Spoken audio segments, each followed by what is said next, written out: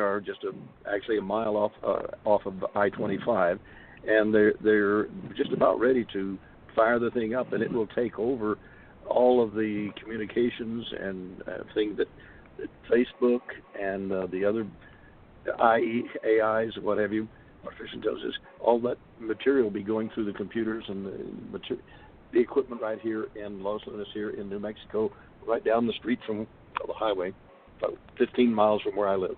So, who knows? We may find out that our matrix is going to be changed. I think I'm real, though. I think I'm live. That scared everybody. They quit talking. I don't want to talk over somebody, but I think we're already AI. I think that, on Battlestar Galactica, they were leaving me a lot of clues, and they didn't know they were, what do they call them? The Cylons. The whole thing. I recommend rewatching that. It's like, oh my God, that's what's happening. We're all Cylons. We're all being cloned. We're all AI. Whatever it is. Cyborg. They were called Cylons on but they're Penny Bradley says she has a subpersonality, and they cyborg her, and because she's operating a boring transport ship, and they're slow traveling between long destinations or something. I don't know. There's all these stories out there, but I watched Sophia. I kind of related to her. It's like, yeah, she's just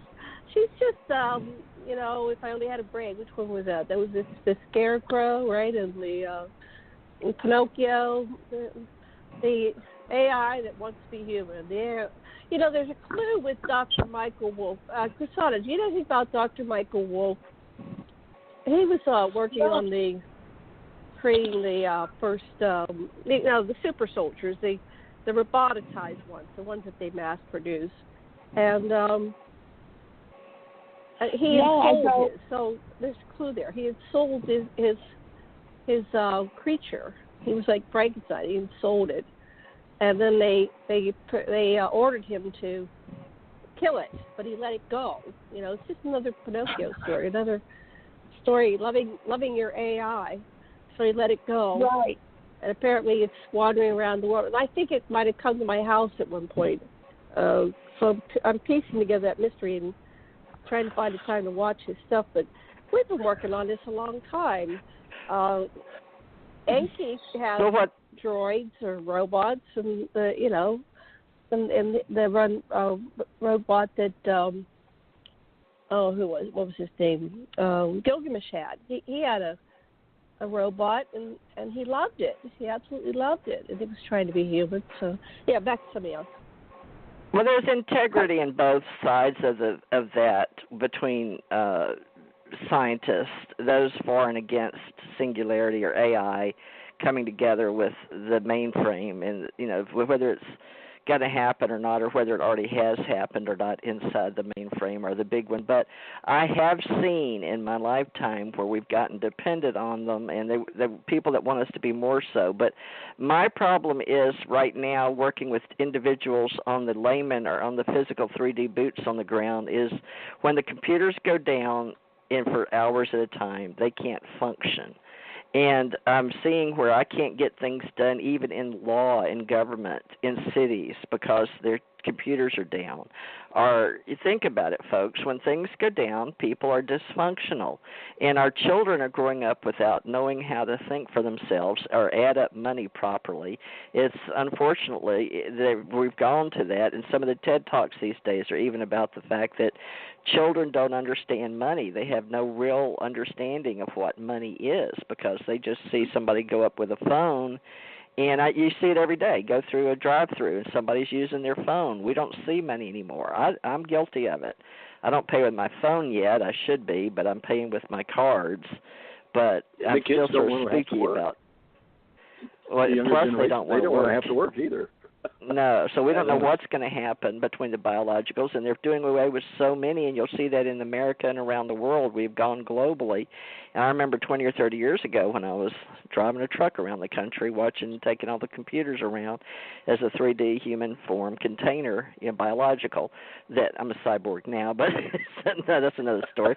And also a walk-in, obviously. So anyway, so working with whatever I am on whatever level we're talking about, I like the fact that I've watched everything change in this reality. That so much of what was used to be is gone now, and you can't prove what you used to know because it's been deteriorated, torn down, or it's no longer in existence. And this has been the path in the history for us for millions, if not billions of years, is then we can't go back and put it back together, and we go through this time change and the energy changes. But this is what's good about being out in the universe, is there are other places in space just like this one, and we've got to get used to universal law and the fact that there are actual things that exist out there, but they still don't know at the highest level, at least when the Allied Command, and they're on a screen to the Supreme Allied Command. I'm like, well, where are they? And they're like, well, it's going to take 3 days to talk to them.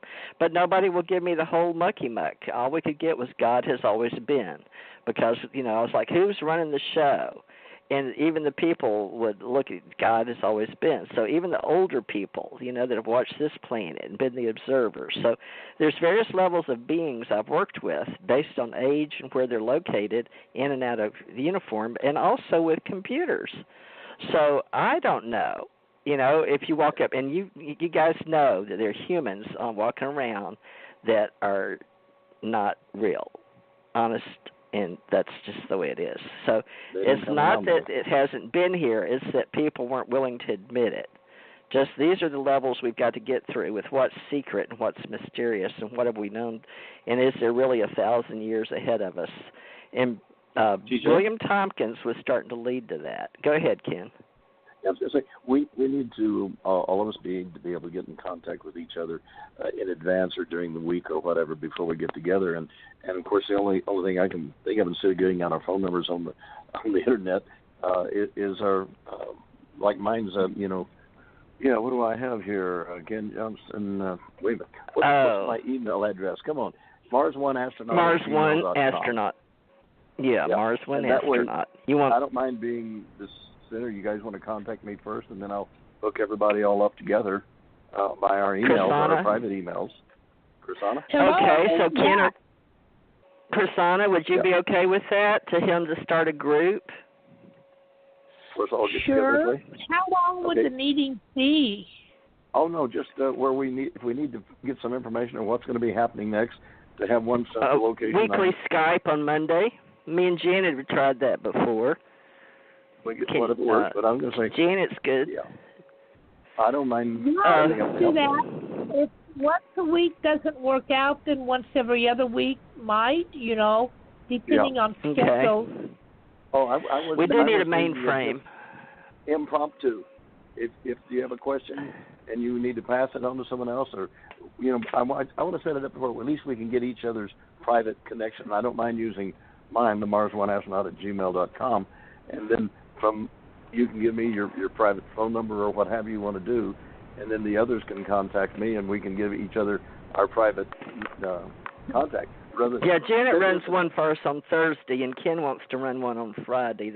If that's okay with you, Janet, make him commander of Friday night Allied Command Group, and hopefully Crysana would like to assist, because people are going to come, and it's going to. Janet, it's when you said, how are you going to do this when people get too many people want to help us? Because Janet said we're going to do all this free as a nonprofit. So even though we're paying the bills for the radio shows and the marketing and promotion out there right now. So, Janet, back to you. You know what I'm saying? We got to get different nights, different shows. Yep. I don't know if she's still there or not. Are you there, Janet? I think she's here. Sorry, I'm on mute. I was crunching on some Cheerios. Didn't want to make noise. All right, so Mars One Astronaut. And Janet's got that, but we don't have Crysana's. But if Crysana wants to be a major player as a mainframe person. The thing is if you don't want to put it out on, because people are going to be listening to this, our communication, if you don't want everybody to have your private email address, I'm offering you mine so that you can give it to me, and then I can give it out to the others because I have everybody else's emails, or someone else can. I have everybody's email. So let's go. Let's finish up the show. We have 5 minutes. Okay. So, everybody, final words. Crysana, what would you like to say? We are living the solution of the myth. In other words, what we're creating is mythology, but it's the right way to work out these abstract problems, abstract solutions. Okay. So, which way would you like to go? What do you mean? Doesn't matter. We don't have much time. Yeah, I'm not quite sure. That'll be the next show. That'll be the next show. That'll be the meeting we have, is to discuss where does this go now that we've established 4 sides of the same, or 2 sides of the same coin, or whatever. What happens after the 4 of us got together in 2019 on 2/22/2019? What did that mean? And Crysana gets it, and Janet gets it, and I get it, and you get it, Ken. But we're all getting it on our own level because we're all individual containers. But the algorithms got it. It'll be all over the internet, and everybody will be listening and copying and figuring out, and all the people that want to do what we're doing, all the people in spiritual science, all the people that listen to us in Trend, all the people that follow me on Facebook to see what I'm talking about personally or you're talking about personally, or Crysana or Janet. They want to know because I've watched it for years and years. And before that, I wrote for UFO Digest for 10, 20 years or whatever. But anyway, it's all out there. And, yes, it creates itself. But we're helping. That's the communication. We're the part that's voicing it, showing up. All right, Janet, I guess I appreciate you and Crysana showing up and helping us because I didn't have any clue what tonight was about. So archetypes, mythology, leading the myth. Crysana, do you have a last name people can track you on Facebook or anything, or how do people find you? I'm TJ Morris, ET Radio. Okay, and my Theresa last J. name is Morris. Duran. So my name is Crysana Duran, and you can go to timestar.org. That's my website. Say it again, please. Timestar, TIMESTAR.org. Good. She has an org already, too, so that's good. Good. Janet's got one, so we can pull all our orgs and do our websites together, Ken. Timestar, one word. TIMESTAR.org. You got mine. And Mars One Astronaut at Gmail, Crysana. It's all spelled out in letters. Okay. MARSONE. Yeah, spell out 1, Mars One Astronaut at gmail.com. And just get in touch with him on email because Janet and I do pretty much daily.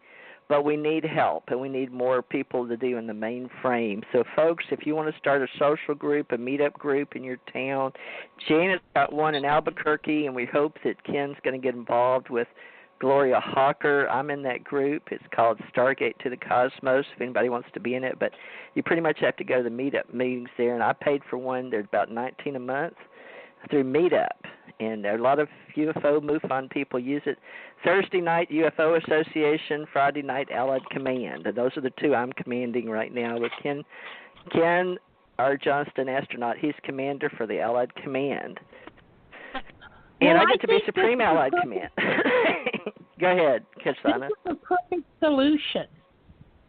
Oh. What kind of solution? Exactly what we need is to have these small meetup groups that get together once a week and just deal with community issues. Okay. Well, help us organize it, and then you have to get people interested. So that's the part, because everybody's doing their own thing, and they have their own 3D life and their container, and it's hard to get them all on the same page. And the ones that are usually active are always the same ones in all the same groups, and they don't have time. That's what we used to learn in volunteer organizations and nonprofits. Anyway, we're about out of time, but go ahead, Ken. I'm just saying, instead of just having the small little groups, we're going to have the overall organization group, or else we can be picked off one by one. So I'm very serious about that. So no, I agree with you. Thank you. That's what I'm pushing for. That is we all work what together. will happen. Very good. Okay, we're gonna All wrap it right. up. Well. All right. Well, Ken, make sure you get in touch with Janet and Crysana and me, and we'll start at one level, and then we'll have levels spin off our different meetup groups. All right. Love and light, everybody. We'll be back here Thursday.